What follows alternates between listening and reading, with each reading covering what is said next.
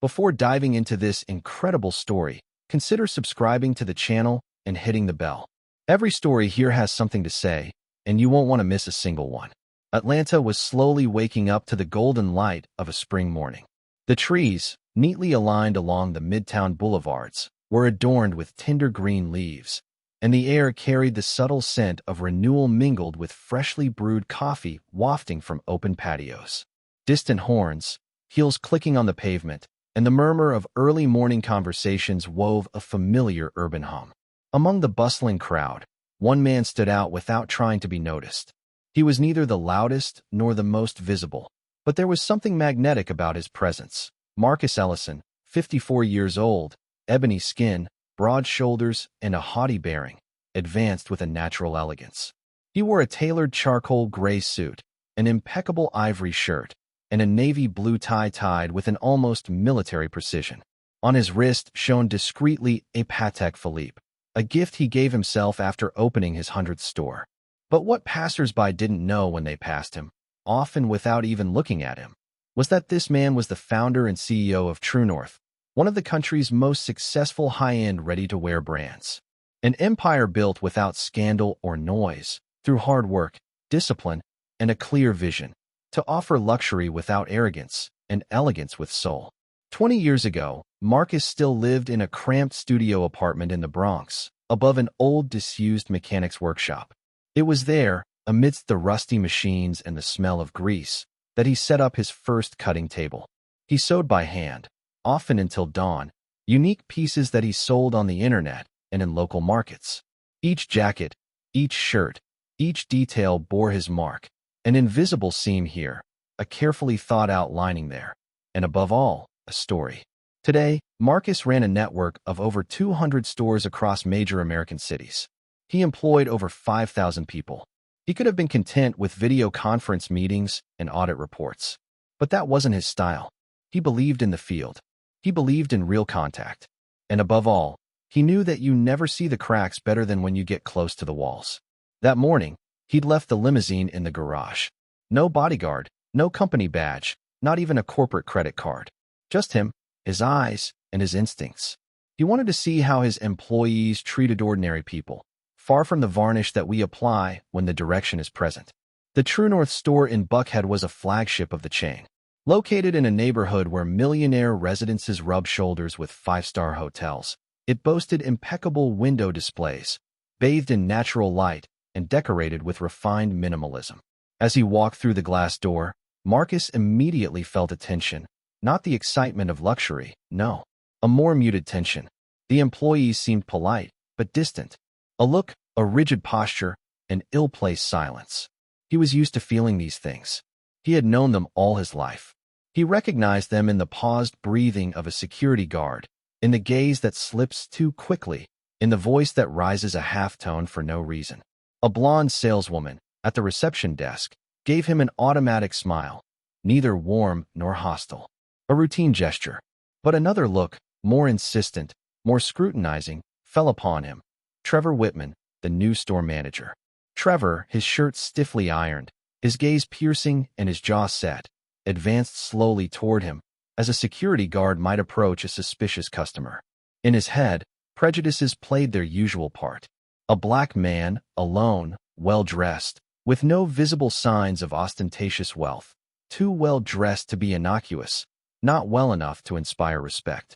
And above all, in its biased logic, out of place. "Sir," Trevor threw with false courtesy, his gaze sharp, "the premium parts sections aren't open to everyone. May I ask what exactly you're looking for?" Marcus turned slowly to face him. His face remained impassive. There was no hostility in his eyes, only a spark of lucidity. He had lived through this scene too many times. In his youth, as a young entrepreneur ignored in his own showrooms. And even, sometimes, at social gatherings where he was called Mr. Chauffeur before he took the microphone to deliver the opening speech. "I'm just taking a walk," he replied with a calm, collected voice. "I like to observe before choosing." A silence fell. Trevor, far from reassured, frowned. His voice hardened. "I'll ask our security guard to escort you if you need assistance. Just a routine measure." He walked away without waiting for an answer and quietly approached the security guard stationed in the back room. Marcus, however, stood motionless in front of the fitting mirror, observing his reflection. It wasn't the first time he'd been suspected of trespassing on what he'd built, but today might be the last. Moments later, as Marcus is peering at a merino wool jacket in the premium section, a piece he himself had validated during the last launch, Trevor reappears, his demeanor even stiffer, his features drawn with suppressed anger. He approaches with long strides, his gaze hard. "I'm going to ask you to leave the store immediately. This isn't a place to loiter. You haven't answered my questions, and our security policy is strict." His voice cuts through the air like a blade. He speaks loudly. Too loudly. Loud enough for nearby customers to stop, curious, some visibly embarrassed, others trying to move away. A white woman in a beige suit, examining a belt, takes a hesitant step back. A young Latino couple exchanges an incredulous look. An icy silence falls over the bright, uncluttered space of the store, designed to evoke comfort and elegance. Marcus, ever dignified, slowly looks up at Trevor. His gaze is calm, yet filled with depth. He doesn't tremble. He doesn't give in to humiliation. He scans the faces around him, then rests his gaze on the director. He takes a deep breath, like one takes a breath just before making an important decision. And then, simply, "All right." He carefully places the jacket back on its hanger, turns on his heel, and walks towards the exit without hurrying, in a silence so dense that you can hear the rustling of his jacket. But what Trevor doesn't know at that moment, and what fate, sometimes ironically, has orchestrated with cruel precision, is that at that very moment, a woman in a navy suit, with a brisk step and confident posture, enters the store. It's Rachel Monroe, the district manager for the Southeast, a formidable and efficient woman, respected throughout the group. She comes for a surprise visit, as she does from time to keep in touch with the realities on the ground. She recognizes Marcus immediately, through the bay window, just as he walks through the door, chased away like an intruder. She slows down, stunned, then quickens her pace and rushes out. "Mr. Ellison, my God, I'm sorry. Marcus raises his hand, calm, to stop him. It's important to see how things are when no one knows you. His gaze is serious, but devoid of rancor.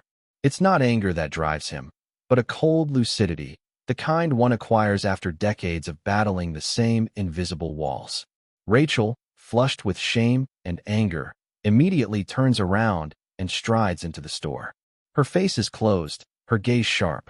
She heads straight for Trevor, whom she can still see in the center aisle, looking satisfied, believing she has avoided a problem. "Whitman, office." Now, the tone leaves no room for doubt. As soon as the office door closed, she attacked. "You just fired the founder of True North. Do you know who Marcus Ellison is? He's your boss. He's the man you owe your job to, your salary to, this office." Trevor's face freezes. The blood drains from his cheeks. He stammers, searching for words. I didn't know. He didn't have a badge. He hadn't made an appointment. I was following security protocol." Rachel slams her hand on the desk, making him jump. "No, you didn't follow protocol. You followed prejudice. What you did wasn't an administrative error, it was a moral failing. And in our company, that has no place." Trevor tries to protest, but it's too late. Rachel is unwavering. "You're fired." Immediately. A few minutes later, she found Marcus outside, still standing, his hands crossed behind his back, staring at the window with an unreadable expression. She approaches, calmer, but visibly touched. "What do you want me to do, Marcus?" He doesn't even turn his head. He speaks in a soft but firm, almost solemn voice. "Transform this place. This store must embody the values for which I built it. May no man or woman, regardless of color or appearance, be treated like this here again. Recruit differently. Train better. Observe better. And above all," he then turns to her, his gaze fixed on hers, "never forget what I have engraved in every foundation of this company. Respect is not a luxury, it is a right." A silence falls, heavy with meaning. Then he walks away, leaving behind a store, a team, and a manager forever changed. A few months later, the Buckhead store was no longer the same.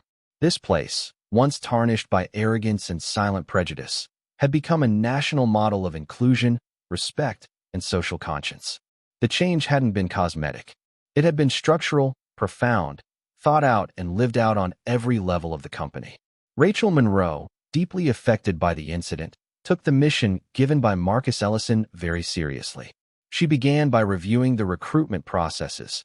Applications were now initially evaluated anonymously to reduce unconscious bias. She also called on social justice experts to completely overhaul the training programs. All employees, from salespeople to regional managers, now took a mandatory module called People First, focused on listening, emotional intelligence, and the mechanisms of systemic discrimination.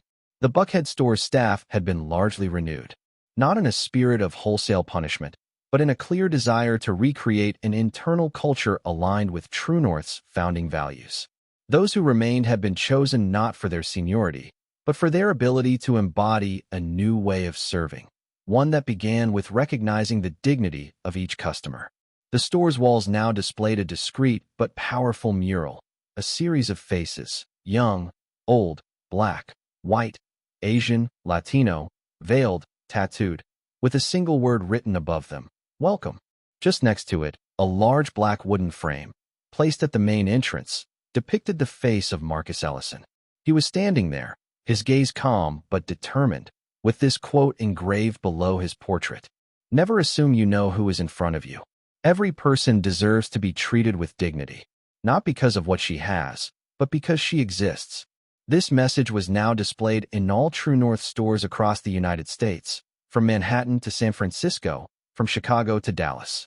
Customers read it. Some stopped in emotion, others discreetly took a photo. It wasn't just a quote. It had become a statement of intent, an act of reparation, an oath. The Buckhead incident, initially a humiliating scandal, had become a lesson. Articles had been published. Lectures had been held at business schools. Marcus Ellison himself had been invited to Harvard to speak about leadership, ethics, and humanity. The day a black CEO was expelled from his own store was now cited as a turning point. A shame transfigured into a lever for transformation. And at the heart of this transformation was a simple but too often forgotten truth. Respect is not a privilege reserved for the powerful. It is an inalienable right. The legacy of this event extended beyond True North. Other companies followed suit. Internal policies were revised, training implemented. Buckhead was no longer just an upscale Atlanta neighborhood. It had become, symbolically, the cradle of a much-needed awakening. And Marcus, discreet as ever, continued his work, not in the tumult of the spotlight, but in the constancy of principles. Because deep down, it was never about revenge, but about vision. Of a fairer world, where a color of a skin does not determine the value of a look.